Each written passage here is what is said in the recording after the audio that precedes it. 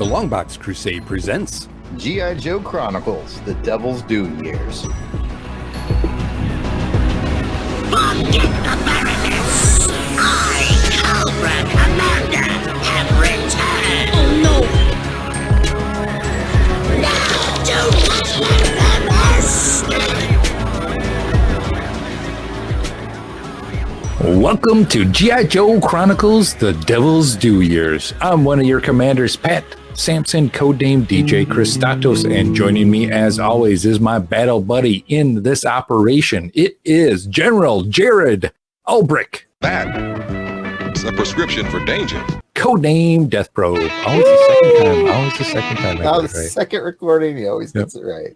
And he's DJ Kristatos. Welcome back, Green Shirts. We love having you here at the podcast. We love having you here at Fort Longbox to talk about these Devil's Due G.I Joe comic books with us. On this episode of G.I Joe Chronicles, DJ Kristatos and I, of course, are bringing back our special ops guest. It is our friend, Gary V, codename Iron Monger. Welcome back. Thank you, guys. It's like I haven't even left. I know, it's all so familiar. So, now you get to answer the question, because you've been on a couple times now. We've got your favorite Joes, or favorite characters. We've got your favorite vehicles. Now it's time for you to answer the fun one, which is outside of the toys and comics and the cartoons. What are your sort of oddball G.I. Joe favorite things out there? Wow. Oddball favorite G.I. Joe things. I would have to start off with, it's kind of comics related, but I have to say it. The Viewmaster. Yes. I had the Viewmaster of the Hot Potato story from the backup from issue 1. Same. I love that. And I love the arcade game. I put many a quarter into that in middle school at the local mall.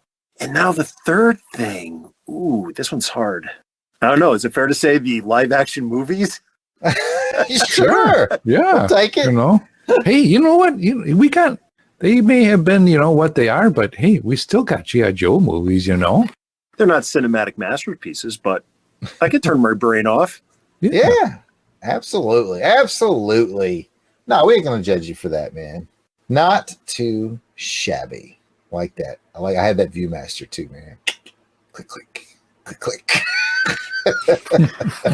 A lot of use. I loved it. All right, cool.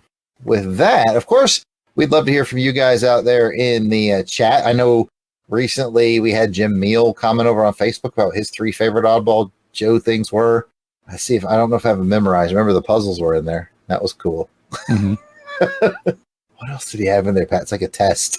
Oh, well, you know what? Nintendo games. Yep. And G.I. Joe magazine. G.I. Joe the magazine. Oh, and now we can add in the Viewmaster, the cinematic masterpieces that were the movies. Yep. What was your middle one? Video game. The arcade game. The arcade game. 4-person. Yeah, I just recently got one of these big arcade, pallet. It's got 2-player arcade stick on it, right? You plug it directly into your TV and it's big. It's probably 3 feet wide, by about 1 foot deep. And it's preloaded with a bunch of games. And so my son and I have been playing like Final Fight, 1942, and just any old arcade game you can think. Because it's got like 1,000 games on it. Whoa. And he said to me today, he goes, "Hey, Dad, there's a G.I. Joe game on here." So I'm betting that's the one that he's talking about, and I'm going to go play that thing. Oh. Awesome. Fun. I'm excited. Welcome to G.I. Joe podcast, where we talk specifically about the arcade game. Pat, you better save us. It's time for the intelligence report. All right, for this mission, we will be covering G.I. Joe number 41. Publisher was Devil's Due. Cover date was April 2005. The writer was Brandon Jerwa. Penciler is Tim Seeley. Inker, Corey Hampshire. Colorist is Brett R. Smith. Letterer is Robin Spihar. Cover art goes to Tim Seeley, Andrew Popoy, and Val Staples. And speaking about the cover, Death Probe. Take us through this cover description. Yes, sir. Take cover! This cover is gloriously Cobra Commander. He stands in his awesome black and red hooded outfit, arms thrust skyward in victory as red rain falls all around him. A cover blurb declares, "The rain begins." But it's R-E-I-G. It's like a homonym. But anyways, you get the picture. Back to you, Pat. All right. Thank you for that cover description. Let's go ahead and find out what you guys thought about the cover. And we will start with our guest, Iron Monger. What's your thoughts on the cover? I really like the upward shot, like the upward camera shot of this cover. I've always been a fan of this version of Cobra Commander, where he has almost like the military dress uniform with the cape. And then I love the hood where the Cobra sigil, the tails of, I can't think of that part of the snake, the flaps. Yeah. But it extends past his eyes like daggers. And that's always been just a striking image of Cobra Commander. And I love this. I think this is a wonderful, wonderful cover for this book. I'd pick it up just for the cover. If this was like a variant cover and I don't care what kind of story was in it, I'd pick it up just because the cover's strong. All right. Definitely. I'm going to give my little thoughts here as well, too. I thought it was a nicely drawn cover. More like kind of reminds me of a statue. Kind of looking up like a statue you'd see, like, because the Cobra Commander's so into himself that he would want this kind of a statue like this just kind of placed somewhere, probably on this cool Cobra place that he just bought. You're going to build a base, you're going to want a cool statue giant kind of just hanging around. And then you have the red just coming down kind of like a rain. Pretty cool statue, and it makes you want to pick up and read it and see what's going to happen. Jarrett, what's your thoughts? I wholeheartedly agree. I love the outfit. I love the coloring. The colors actually add so much texture to this. It makes me wonder how much was penciled out by Tim, how much was added by the colorist, because if you look at it, there's not a lot of like inked lines. Most of the detail is carried by color. It's a perfect blend of a great pose. I love how his Cobra Commander's left arm comes in front of the G.I Joe logo to give that 2.5D depth to it. We're not the scoring yet, but we usually save some of our highest scores for things that we think would look great as posters. Yeah. Giving something away? Well, with that, I think let's go ahead and get to it. Since we're already just about there, let's go ahead and find out how we would rate this cover on a scale of 1 to 10 flag points. 1 meaning you didn't like it at all. It nuked your island. Ugh, I hate that when that happens. And 10 meaning it's perfect and you should make, maybe a recruiting poster out of it? Maybe. Let's find out. Ironmonger, what's your thought on this one? One other thing that I just my eye caught before I give my rating is I really like the tension on the belt because it's very in tune with the original release of Cobra Commander. So I just wanted to mention that. But not only would this make a great recruiting poster, it would also make a great statue. And I give this a full 10 flag points. Wow. Yo, Joe! Going with the full 10 for Commander. Jarrett, 1 to 10. 10. Yo, Joe! Pat. Ooh, boy, you guys put me in a corner here now. Put me in a corner. I got it at a strong 9, but This is how you want to live, Pat? yeah, I guess. That's who you want to be? All right. Yay! I'm going with a 10 too. Yo, Joe! You conned me into it. Oh, look at it though. Like, It is, wouldn't that be it a is. great poster? I mean, of course it's the bad guy, but Yeah. But still, whatever. It's like having a great poster of Darth Vader on your wall. Yeah. I have a feeling, he's looking for some new recruits and all that anyway. So Yeah, might perhaps. be your time to shine. Get in on the ground floor. This guy's going somewhere. Definitely. All right. Well, with the cover out of the way, let's go back to Death Probe for the story synopsis in our mission brief. Well, we can definitely do that. Everybody knows we run a randomizer here to find out whose point of view we're going to tell it from. Are we going to tell it from Joe's, Cobras, Coils. Coil's point of view is probably not much right now. So let's just pick between Joe and Cobra. Coil got nuked in the last episode, everybody. Pat, pull the lever. The lever has chosen Joe. Yo, Joe, it is. Look in the eyes of a hero and see the sacrifice within. There's no way out for the hero. He only lives to fight again. Our hero stands tall, not for fortune or fame. Protect freedom because we all just wanted the same. Real heroes don't give up, they fight through the pain. Here's one thing we didn't see coming. Overlord. Apparently, Serpentor's right-hand man is still alive and working for the government, and he's gotten the drop on our Joe's on the Run team of Duke, Scarlet, and Snake Eyes. They're holed up with Scanner in Iceland. He even murdered Scanner. But Scanner went out like a real American hero, destroying Overlord and the base before he died, preserving the lives of the team on site. Meanwhile, Cobra Commander continues to clean house from his mountain base in Bad Hickstan. He shoots Dr. Mindbender and replaces him with the much more curvaceous Dr. Knox. Although, you know, she wears a shirt where he didn't, and I think that's wrong. Yeah, equal rights. Equal rights.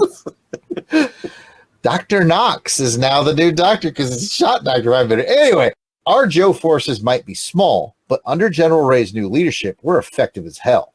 Our attack on Cobra Mountain and Bad Hickstan was extremely successful as we routed Cobra's forces, although the commander did deploy the Tempest space-based biological weapon on an innocent Middle Eastern city as a warning to the world of his ultimate power. Barrel Roll, with the assistance of the dying Dr. Mindbender, was able to fly his jet into the low-orbit Cobra Tempest satellite and destroy it. Happily, Barrel Roll not only survived, but he seems to have inspired his turncoat brother Stahl into rethinking his Cobra allegiance. Better still, Cobra Commander and his inner circle are now on the run with limited resources, which prevents Cobra from being an immediate threat. But speaking of immediate threats, the Whisper Network has begun to shout as we receive reports that an organization known as the Red Shadows is taking out both Cobra and Joe leadership, starting with our beloved original Joe, General Joe Colton. Now back to G.I. Joe. Let's get into the highs and lows.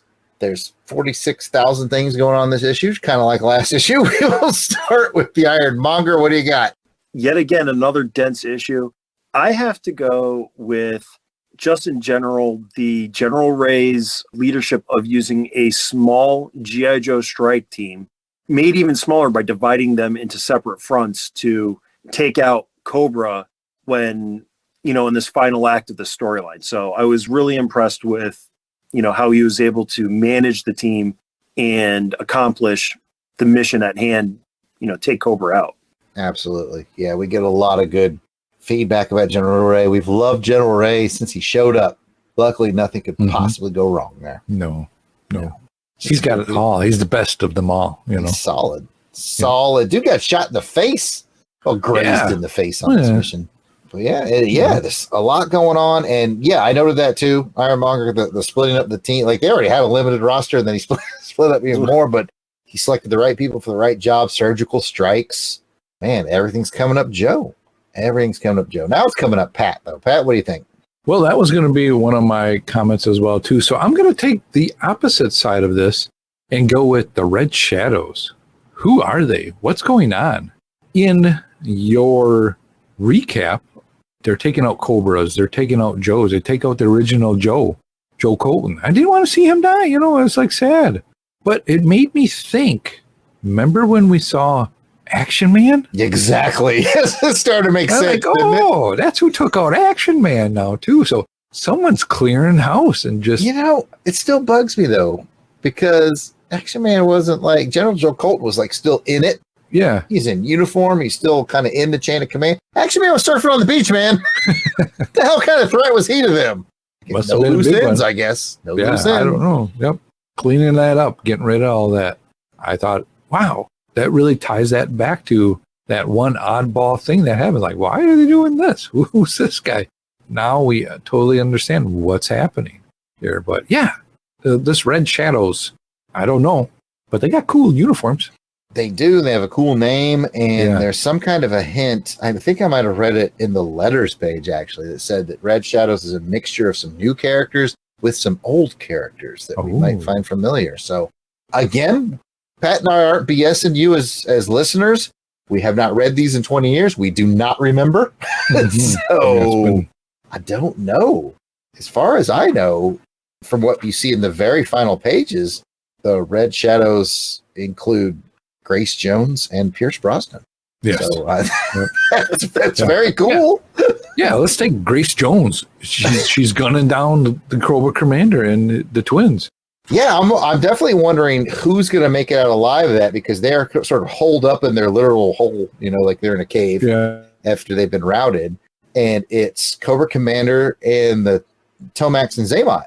And she comes in and starts laying fools out, but you can't see who she's killing. I mean, clearly, I don't think you can kill Cobra Commander, but I don't remember there are big repercussions for Tomax and Zaymot here. I don't know. Again, we're not BSing you listeners. We don't remember. So we're going to find out along with you guys. As far as for me in the first round, oh man, I'm just going to go ahead and pick the moment. I really liked the moment where Stahl was about sort of to solidify himself as a Cobra and kill a Joe. I think he had Lady J in his sights, but he could also hear his brother barrel roll as he was going on his mission, about to sacrifice himself for something bigger. And one of his final requests, because he's about to fly his jet into the satellite to destroy it, kamikaze style. His final request was, hey, if my brother has gone Cobra, just don't tell my parents. And that touched Stahl's heart a bit. Who have I become? That's the thing that's on his mind. And protecting my legacy is important to barrel roll. So I thought that was really cool. He kind of puts his gun down, and you can tell he sort of rethought everything. I just thought that was a really cool character moment. They've just introduced barrel roll and Stahl within the last, barrel roll maybe a dozen issues ago, Stahl maybe 6. And to get that kind of storytelling out of new characters, I thought was pretty cool. Mm-hmm. Yeah. Back to the top for Ironmonger. I have to give it to Dr. Mindbender for closing out the arc where he's finally had his final comeuppance. It's finally the time where he finally does something for himself rather than for Cobra Commander or Serpentor or Destro or the leader of the week at Cobra. And it's great because he does it for himself. He's like, I'm not doing it to help you Joes win. I'm doing it because I want to see Commander lose because he killed, he's mortally wounded me. So I really like the fact that, he finally, grew a pair for himself. Absolutely. Yeah, that was a cool scene. He's laying there bleeding out. Only he can help. If he doesn't help, then barrel roll dies. Yeah. But he doesn't care. He's like, I don't care about this, that, the other. I just want Cobra Commander to lose. He's like, F that guy. Basically, F that guy with his dying breath. Yeah. So I was like, damn, all right, Mindbender. Yeah, definitely. Super cool. What do you got, Pat? Kind of continuing on that point, but man, the Cobra Commander continues his body count in this one. And he's just, again, I said it last episode, and I'll say it again. This guy is cray. He's shooting everybody. So I'm hoping he gets shot by Grace Jones. I hope she get Zorin for me. I hope he gets it first. I would. If I was going to take somebody out, I'd take him out because then the twins would, they'd get on your side. They would help you out and do what you need to do at that point. You don't want that kind of a crazy. You don't want that crazy on your team. You can take the other two dummy heads, but you don't want that craziness at all. Yeah, man, this whole thing's going on. Just so many big things going on. So many. There is. This issue is just packed again with stuff. For my second round, I'll take us back to Iceland, where we talked about in the last issue. It ended with Overlord getting the drop on. What I thought was fascinating was Overlord is working for the U.S. government, or at least thinks he is, which makes me wonder, is he working for General Gibbs? Is he really working for the government?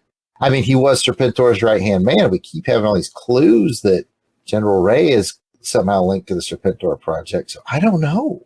All I know is he got blowed up because Scanner was a boss.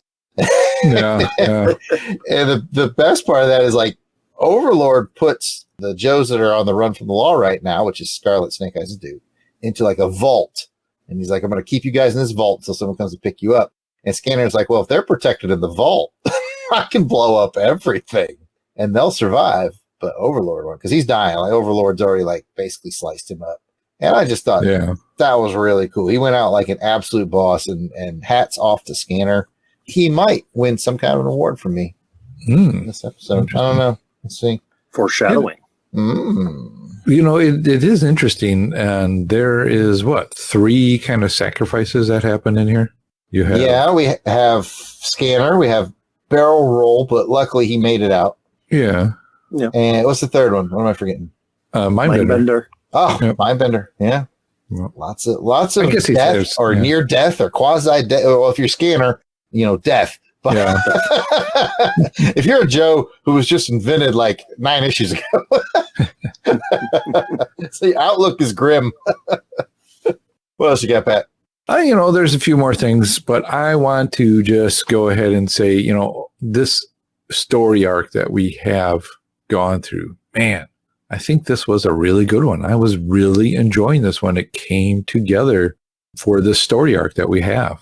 There was a lot of things that led up to it, and it paid off. So hats off to Jerwa on this one, and the art team as well, too.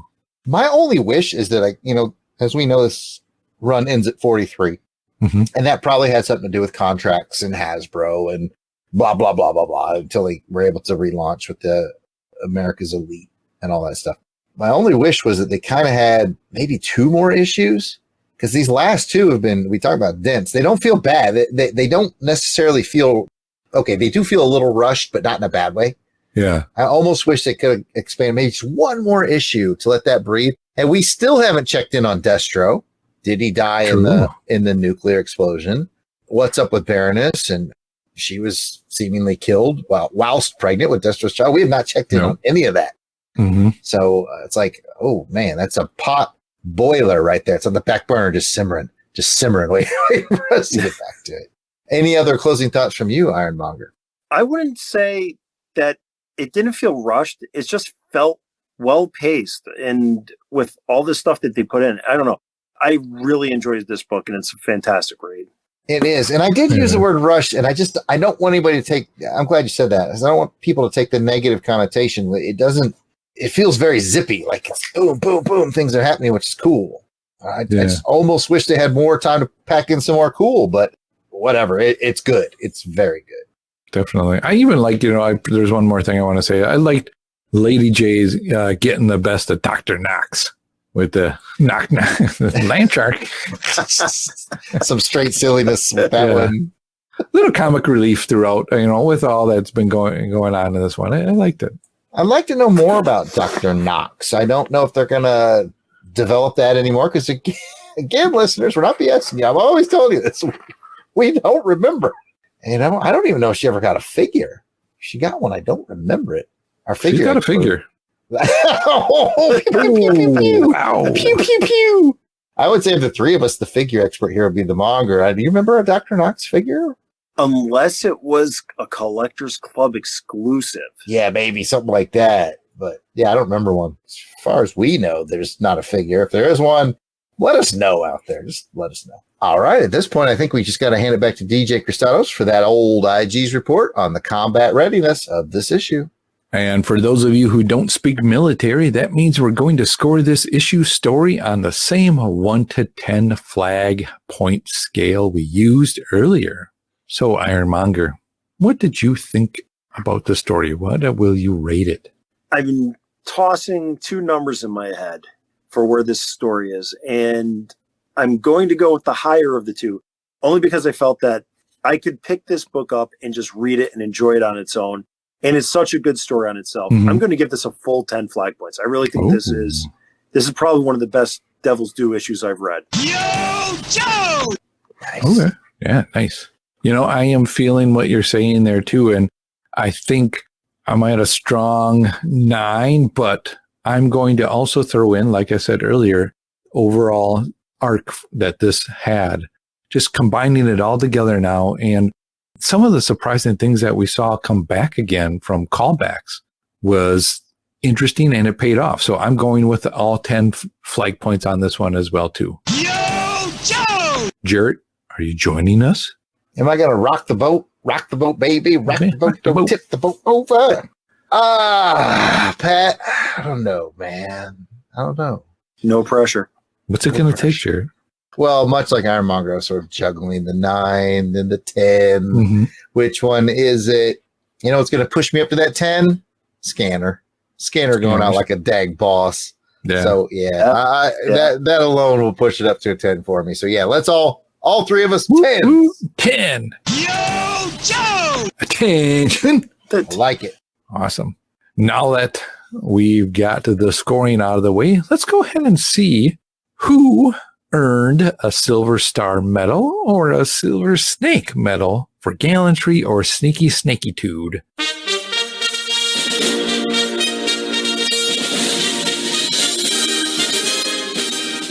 This is where we each get to award the character in the issue who went above and beyond the call of duty or sneaky snakytude. And with that, let's go ahead and find out. Ironmonger, who is your sneaky snake or Silver Star? I have to give the Silver Star to Scanner. Of all the Joes, he really did, made the ultimate sacrifice. He really, really did the best. He succeeded. Yep, definitely. Succeeded. And without him, you would have lost some of the core team. Yeah, I would agree with that. Jared, who is your Silver Star or Silver Snake? You know I was giving it to Scanner. Mm-hmm. You know it. Scanner. Scanner. Yeah, all right. Well, since you guys took one of mine, I'm going to go with my runner-up on this one.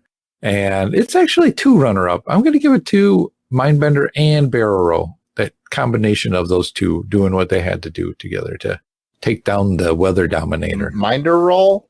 Minder Roll. Barrel bender. Barrel Bender. Yeah, I like Barrel Bender. Dr. Barrel Bender. There we go. Nice. Yeah. So with that, why don't we go ahead and head on over to Death Probe's toy chest. Jared, what is in the toy chest today? Well, Pat, I'm glad you asked. It's here, the G.I. Joe collection, each sold separately. G.I. Joe from Hasbro. In this segment, I will take something or someone featured in this issue and give you a brief toy history on it. And for this issue, I have selected Mr. Mindbender DDS. DDS. All right, we're doing Dr. Mindbender. He came out in Series 5 in 1986 and was discontinued in 1988. The name Dr. Mindbender may have been a last-minute addition. At certain early times in the G.I. Joe mythos, he was referred to as Dr. Brainwave in G.I. Joe number 44, and also as the Interrogator on the file card of Serpentor. Dr. Mindbender came with a black cape that had a Cobra logo on it in silver. He had a gray 45 caliber pistol, a silver electric prod, a black generator, and a black hose. There are 2 types of Dr. Mindbender's capes out there, actually. One has the Cobra as a patch, and the other one has it as an iron-on transfer. I didn't know that. There's a couple versions floating around out there. And if you've always liked his thighs, if you always looked at those thighs and said, man, some nice thighs. Man, those thighs. Obviously, you don't like Dr. Knox. Dr. Knox might not be for you. But his figure sculpt was completely original with the exception of his upper thighs. Those are the same thighs they used for the Mutt figure in 1984. Now, you always know I wrap this up with how many versions there are at the time of this recording, which is March of 2023. There are 7 versions of Dr. Mindbender. Time to go around the room. Ironmonger, did you ever have or do you have Dr. Mindbender? As a kid, I had the second version of Dr. Mindbender, the purple and yellow version from 1993. Oh, okay. Yeah, so that was the clone Mindbender. I got him because he was in the comic book. And I was like, I got to have a Mindbender. And that was the one that I could get. Nice. Right. I had a Mindbender as a kid. I think I swapped for it with another guy because I don't think I had all the accessories. But I always thought he was cool. I always liked those kind of wackadoo looking ones. He had no shirt, but he had a cape, which is weird. And I think I traded somebody for him to another friend of mine. And that's it. We don't have anybody else to talk to about whether or not they have or had Dr. Mindbender. Come on. Almost got away with it. Oh, almost you would have got it. If I had to bet money, I'd say you're holding a Dr. Mindbender in your hand right now. Oh, I am, Jared. Any longtime listener of the Longbox Crusade or watcher on the YouTube channels will see that our good old friend, Dr. Mindbender, likes to show up once in a while. This is me. It's Dr. Mindbender here. I have my shirtless off. Dr. Mindbender. It's original Dr. Mindbender, and I've lost his cape, so, you know. You would say that it escaped. I must be out of my mind. For those of you listening, Pat is indeed holding his Dr. Mindbender Yes. up to the camera. His original, shirtless, capeless Dr. Mindbender. Awesome. Any other thoughts on Dr. Mindbender? He's got a cool cod piece. Everybody loves the Dr. Mindbender codpiece. Yes. Everybody. Kevin does. All right. Well, let me hand it back to Pat then. Now it's time to thank our battle-hardened Crusader Club veterans. These are the fine folks that have joined our Crusaders Club. They enjoy early access to special Longbox video episodes, free raffle giveaways, voting on show programming, and so much more. So these are the folks reaping the benefits and giving some much appreciated support to the show. Angelica Wolf. Auburn Elvis. Blast it or stash it. Braxton Underwood. Captain Entropy. Clinton Robinson. Dave Collins. Ezra Gallo. Gary Viola. Meow, meow, meow, meow. Gene Hendricks. Gerald Green. Jason Keene. Jason Lady. Jeremy L. Jim Jarman. I hope you like Jim Jarman too. Jim Meal. Joe Thomas. John Watson. Josh Strickland. Candace Ward. Kathy Bright, the MVP. Mark Ross, also known as Cluck Trent. Maxwell Traver. Miranda W. P.D. Devins. Paul Hicks. Rick from Jeff and Rick Present. Rob Morgan. Ryan Daly. Samantha Maney. Sean Urbanski. Spidey 67. Pass me that spreadsheet. Steve Cronin. Tim Price. Tony Pennington. And Toronto Cop. If we missed anybody on the list, we apologize. Please keep in mind that we record these episodes well in advance of release. So if you are a recent addition, we should be adding you soon. But still, no worries. Just let us know that we missed you by sending an email to contact@longboxcrusade.com and we will get it all straightened out. So you might be asking yourself, how do I become a Crusaders Club member? It's simple. Just head on over to patreon.com and search for Longbox Crusade. For as little as $1 a month, you'll get access to the amazing world of the Crusaders Club. Come and check it out. Now, as a reminder as well, too, we would love to hear from you verbally. So you can send us a voicemail by calling 707-532-5269. That is 707-532-LBOX.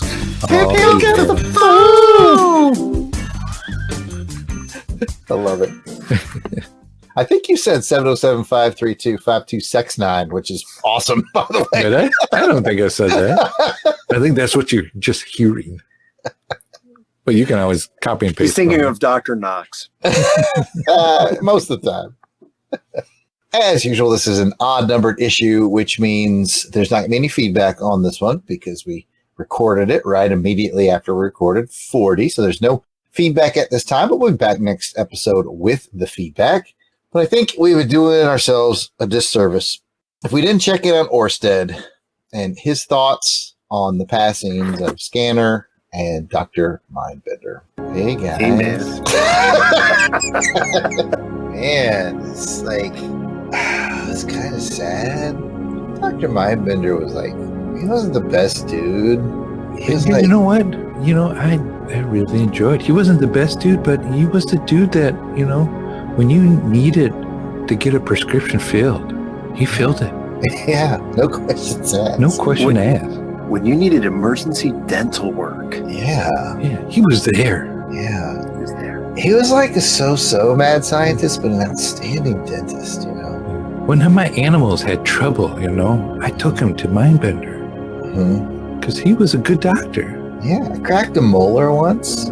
Oh, Yeah, that was not cool. And Dr. Mindbender fixed it for me. yeah. And he also, I think, plugged me into a machine that read my memories, which was weird. It was like they showed my memories on a screen, right? Off to the side. It was like watching a video for like a Grateful Dead song. It was awesome. Don't you want somebody to love? That's not even the Dead, man. That's Jefferson Airplane. But, man, So, rest in peace, Dr. Mindbender and Scanner. Man, we hardly knew you, but man, you seem cool. yeah. Did. Hey, a quick follow-up question while we're talking about sad things. Like, is my brother dead, man? Did he get a nuke dropped on him? Because that's what I heard. Yeah, what about my sister-in-law? Yeah, what happened with that? I guess everything in good time. We'll find out, right? I have questions. I don't even know if he signed his paperwork. Like, do I get a power of attorney now? Or Yeah, what? I might have an inheritance coming my way. I'm going to inherit like an entire weapons manufacturing business. That's going to be a bummer, It's Yeah. like I told him I didn't want it in the first place. Yeah, it's going to mess up my taxes so Yeah. bad, man. I have to go to work now. I'm thinking about like just selling it off. Just sell it to like that Major Blood dude said he'd make me an offer on it. Just sell it to him, and then I could open just like I would invest the money in like an ice cream truck that like sells organic, Yeah. Yep. low Handmade, sodium, low sugar ice cream. Yeah. Very Just, tasty. Yeah, hand churned. yeah. Yeah. Like Ben and Jerry's, but I'll call it like Orstead's and Orstead's. It's catchy. Yeah. I'm cutting this off. So stupid. I do this strictly because I know listeners want to hear it. One time, I made a chunky monkey, and it was a real monkey. It made from bits of real monkey. I don't know if I was dreaming or if whatever. I got the wrong prescriptions from Dr. Mindbender, but man, So don't even ask what's in the Cherry Garcia. Yeah, the see fish him on- food is made with real fish, Everything's organic. like goldfish and guppies. Oh, Orsted. He's cashing in his brother's arms business to make an ice cream truck. Oh, what the hell was that? Well, folks, I know you can listen to that stuff for hours, but that's going to bring us to mission complete status for this episode of G.I. Joe Chronicles of Devil's Due Years, which, in the not too distant future, we might be rebranding the name of the show to just G.I. Joe Chronicles, because I think we might be doing something that's not under the Devil's Due umbrella. I've said too much. Too much. hey man, don't. Yeah, keep a secret, man. Yeah, All right. My bad, guys. it's not the time right now. You gotta wait. Yeah. All right. Yeah, patience, man. First, where the hell is my brother? Second, what are you doing with the podcast? Okay. Priorities. All right. If you want to hear more from us in the realm of comic books, action films, vintage TV, movies, serials, and more, check out the entire Longbox Crusade Network. DJ Kristatos, where can that be found? Well, Jared, I'm glad you asked. You can find us on Apple Podcasts, Google Podcast, Spotify, and all those podcatchers that are out there. Or you can go to www.longboxcrusade.com. You can find us on Twitter, Facebook, Instagram, and YouTube, all at Longbox Crusade. Back to you, Jared. Thank you, Pat. If you want to chat with us online, we can be found at... Thank you, Pat. Oh, I can be found at Kristatos01. Back to you, Jared. I am at Yard Sale Artist, Twitter, Facebook, Instagram. It's all at Yard Sale Artist. You can check out my wares at www.theyardsaleartist.com. Let's talk to my man, Iron Monger. Where can they find you? I can also be found on Twitter at IGGaryV, or you can search at Chaplain Joe Pod on Facebook, Twitter, or even YouTube. Nice. And thank you for being here once again putting up with our BS. You know, man, you just have to have a chill vibe for when the unexpected happens. Yeah, just roll with it like a leaf on a river, man. Yeah, do you know how much money I'm gonna get? Like how many ice cream trucks I can buy? A whole fleet of them, man. Yeah, it'd be like, I'm gonna take over Schwann's. I talked with my nephew, Alexander. He's like, we should put rockets on these things. I don't think he gets it, man. He's always in a rush. Yeah, like, let's put rockets on an ice cream truck. I'm like, that's such a Destro thing, All right. Puts it on. He thought, well, I always want him on his wrist and all that. Like, come on, man. But I tell you what we'll do. I can have lollipop Destro. launchers on my wrist. Oh yeah, Oh, yeah. lollipop launchers. No, those what are those? The push pop, man. You're Yeah, the push pop comes out real slow, Ooh. and you just put your hand out and you say, "Hey, kid, put this in your mouth." You know what? Let's rethink this whole business. Hold my finger. Yeah. All right. Woo! Okay. Well, thank you to the listening audience, if you're still listening at this point, for joining us for this episode of G.I Joe Chronicles, The Devil's 2 Years. We will see you on the battlefield next episode, where we'll cover issue number 42, Dawn of the Red Shadows, Part 1. Until then, Platoon, fall out. Ironmonger. Yo, Joe.